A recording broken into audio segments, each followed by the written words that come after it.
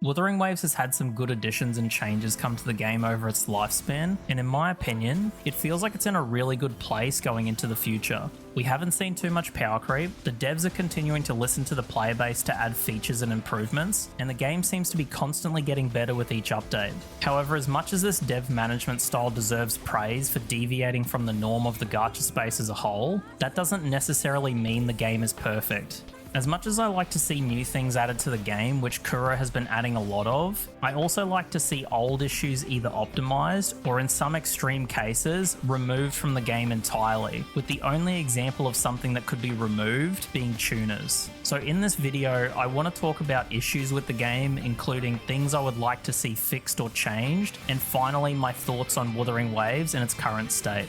The first thing I want to start with is sort of to do with how characters play, and that is tutorial stages. Kuro hasn't been releasing new characters that are too complicated, at least not yet, but they have been slowly making characters have more abilities at their disposal. Now, Wuthering Waves is still nowhere close to having complex character kits like we see in PGR, but if we're ever going to get some more complicated characters in future, which I personally hope to see, I would also want to see more in-depth tutorials for them. In my opinion, this would be a big benefit to the game and the player base as a whole, as there are currently some characters in the game that could use some more in-depth tutorials, such as Camellia, Chung-Li, or even Calcharo. Not only do I want to see more in-depth tutorials, but another thing that the game still doesn't have is a training room, where you can bring in whatever characters and teams that you want to try out and learn their abilities, without also needing to worry about enemies staggering you and messing up your rotation while you're trying to learn. Now, don't get me wrong, the game doesn't need these for players to learn characters, and that's very apparent because we've been doing just fine without it. But it would likely still be really helpful to players, as most of the more complicated characters in PGR, I originally learnt to play through the tutorial stages and training rooms before taking them into combat. So these are two things I would really like to see come to the game. Now, exploration in 2.0 and 2.1 has been one of the best experiences I've not only had in a gacha game, but also games in general. This has been so good to the point where even though teleporting is faster most of the time, I often don't teleport that much anymore because flying is more enjoyable. And because of this, I really hope that they're considering adding flying to the original zones, as I don't think it would be too overpowered, I don't think it would take away from the experience of the open world, and it would make farming echoes and materials a lot faster for players who like to do that. The glider, in my opinion, is one of the best additions to the game that we've seen so far, and it opens up the door for more creative decisions we could see in future, such as skins for the glider, that could go beyond just a colour change and allow you to fly around as an echo, such as Morning Aches or Lorelei, by simply equipping a skin. And we could even see characters with more movement abilities, like for an example, Alpha from PGR with her motorbike, as characters with strong movement wouldn't feel like exploration power creep, because everyone has access to the free glider that is already really good. However, going back to my original point, the thing that I want to see is the ability to fly around wherever you want in the open world, including the old zones, with the only exception being in underground areas. Next up, I want to talk about echoes. I have a couple of issues with the way echoes and their sets are currently in the game, with my biggest gripe being some of the new 4-cost echoes. The new 4-cost echoes are mostly fine, but some of the new Nightmare echoes that came in 2.0 are direct replacements for their older counterparts. The biggest one that I have a problem with is Monkey, because the new Monkey Echo is a pure upgrade from the old one. Not only does it give the same aero and heavy attack damage bonuses for just having it equipped in the main slot, but it's also a summon echo, which means it will fit into any part of your rotation no matter what you're doing. This makes the old Monkey Echo completely inferior to the new Nightmare one, with there being basically no reason to bother farming the old Monkey boss unless you need its materials, and you'd be crazy to spend your valuable Echo resources to level it up and roll its substats. Now, I would also have a problem with the new Thundering Mephis Echo for a similar reason, but the original Thundering Mephis was so annoying to proc that I view it more as a fix to the original than a direct replacement. So if you're unsure of what my exact problem is, I don't like the fact that the old echoes feel inferior to the new ones, and would like to see the monkey boss change the heavy attack bonus to another type like basic attack bonus, so it can be more useful on other characters like Yangyang. And I would also like to see the bonuses the echoes provide be given for just having the echo equipped in the main slot, as well as the cooldown being changed to 25 seconds to bring them more in line with the new echoes. I've made the comment in a previous video that the reason I personally like to play gachas is for the variety, and that variety doesn't just apply to characters. I like variety in skins, weapons, bosses, and even abilities, which is what the echoes are. That is what I have a problem with, and would rather the old echoes stay relevant, as they can still fill niches in different types of gameplay. The next thing that should be adjusted with echoes is substat rolling. The way the current system works is you need experience materials to level up an echo, and you also need tuners to unlock the hidden substats. Now, if I'm being honest, I actually think the current system is just fine.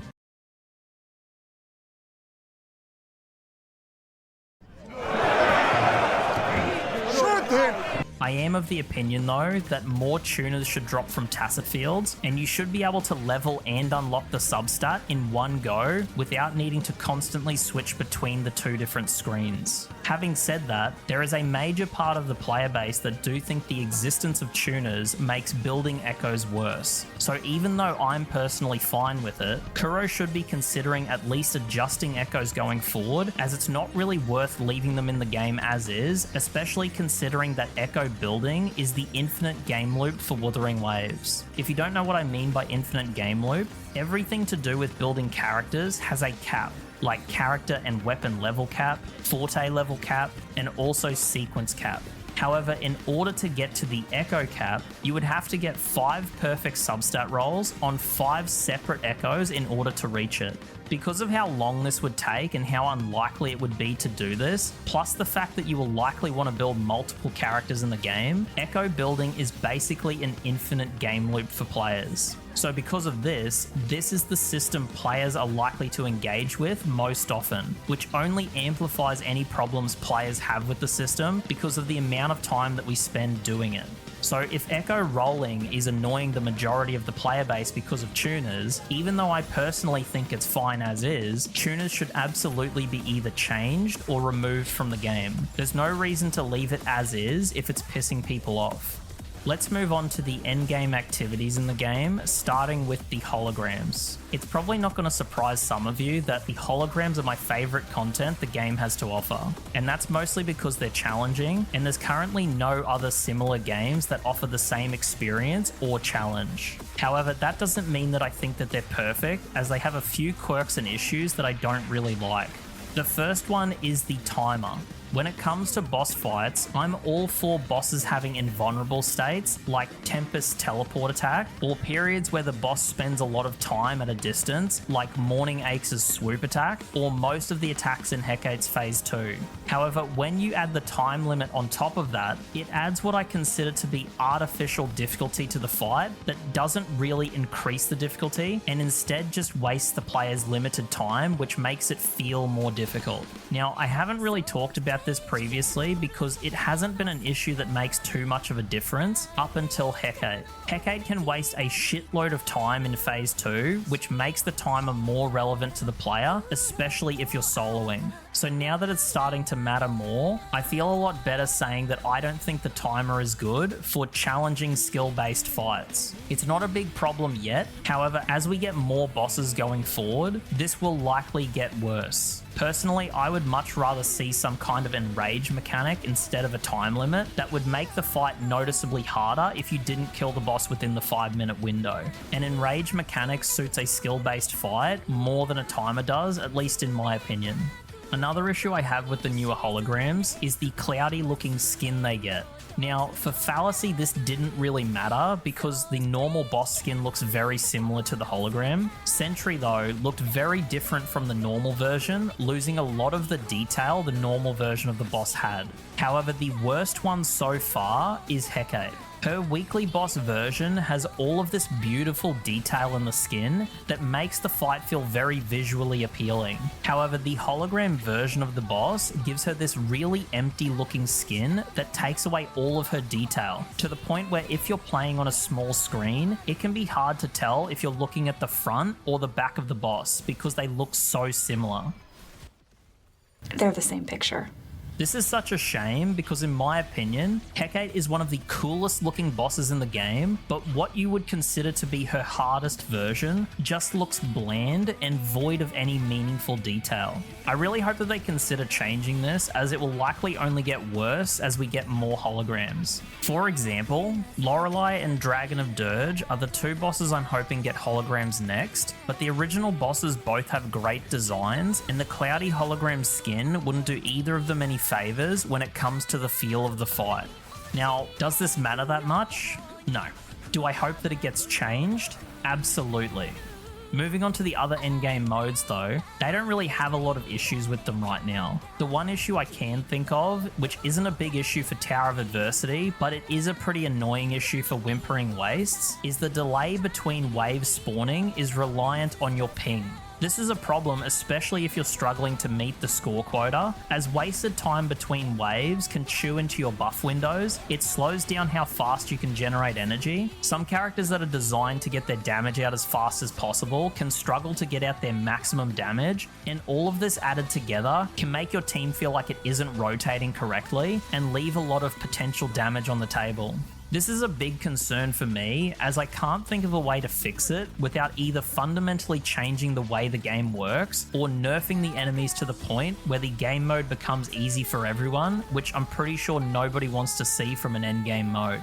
The only solution I can see working would be pausing the timer and the player's buffs between waves. However, this would likely create more bugs and issues than it's worth, so we're likely stuck with ToA and Whimpering Wastes feeling slightly worse the higher your ping is, which is really disappointing to see from solo-only endgame activities. The next thing that I want to talk about is an issue that's been in the game for a while, and that is characters randomly becoming airborne from a dodge. I've only noticed this happening during combat, but there seems to be a rare collision issue that can cause a character to launch into the air instead of just dashing. I noticed this happening a lot fighting the Sentry hologram when it would do the Beyblade spin attack. However, this does happen in other fights as well for seemingly random reasons. This can make combat confusing for players who are struggling to learn a fight, or mobile players might just attribute this to accidentally fat fingering the jump button instead of dodge. Whatever the issue is, it's not a big deal, but it's annoying when it happens, so I do hope Kuro can fix it.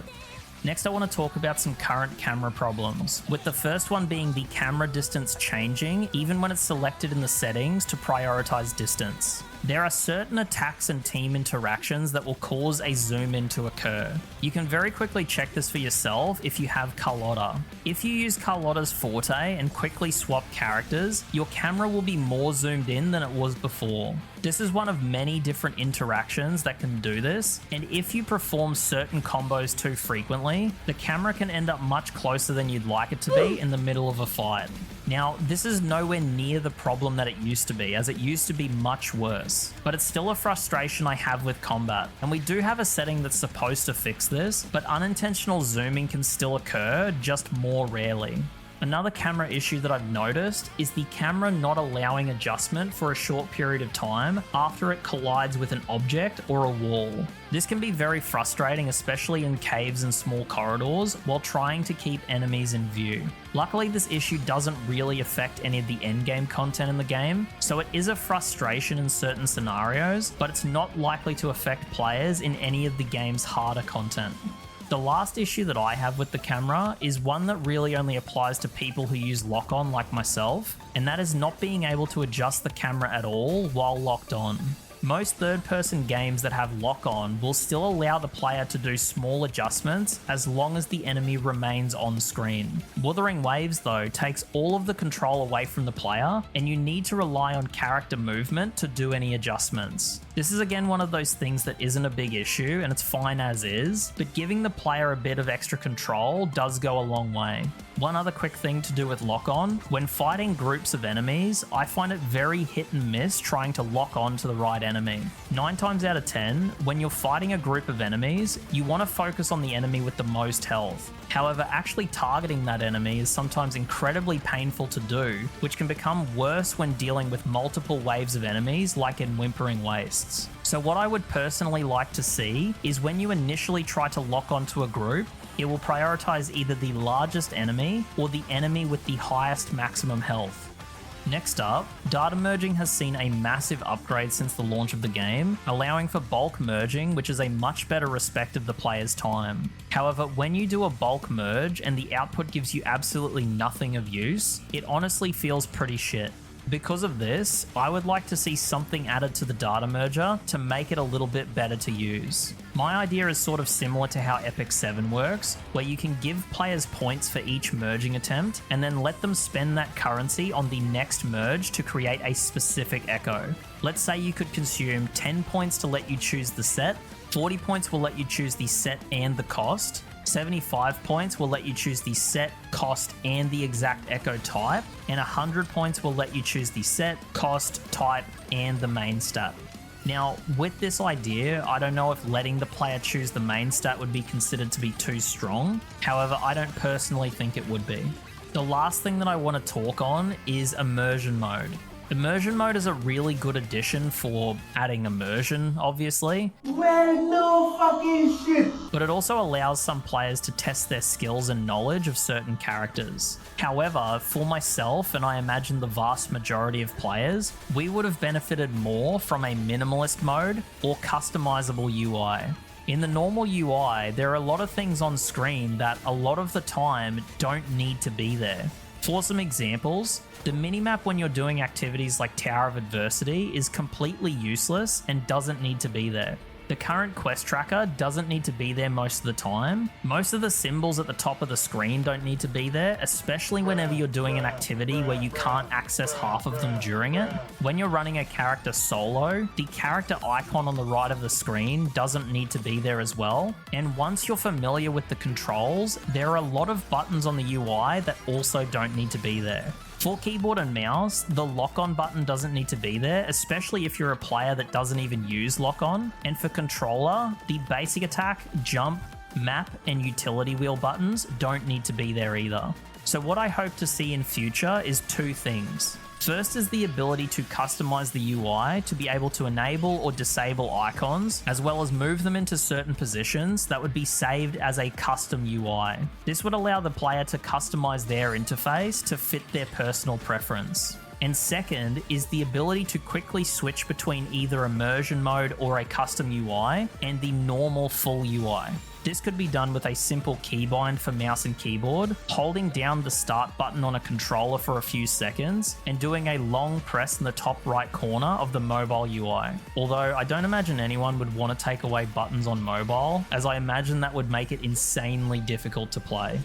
Now, what we've talked about in this video has been mostly negative, going over different issues in the game, but that doesn't mean that Wuthering Waves is filled with issues. The vast majority of the game is still a really great experience. In terms of how the devs are treating the player base and how the game is progressing over time, Wuthering Waves is very likely to only get better. In my opinion, Kuro does deserve a hell of a lot of praise for doing things that I always wanted to see from a gacha company, and in terms of gameplay, I personally believe that Wuthering Waves is the best in the space. The only concern that I have for the future is that issues will be left in the game for so long that they become seen as less of an issue and more of a quirk that older players don't want changed because it's seen as part of the game's identity or part of the way that the game plays. However, most of the things that we talked about were based on my personal opinion and what I would like to see, but that doesn't mean that other players would feel the same. So if you have any concerns or issues with the game yourself, feel free to share your experience in the comments. But that will do it for the video. There are loads of other things I would like to see come to the game, like two-factor authentication is a pretty big one, but I've already mentioned that in a previous video, so there's not much point bringing it up again. However, as always, I hope you're able to enjoy the video. If you did, you can leave a like or a comment, and if you'd like to see more content in future, you can subscribe to the channel. But that will do it from me, so I hope to see you in the next video. and I'll catch you later.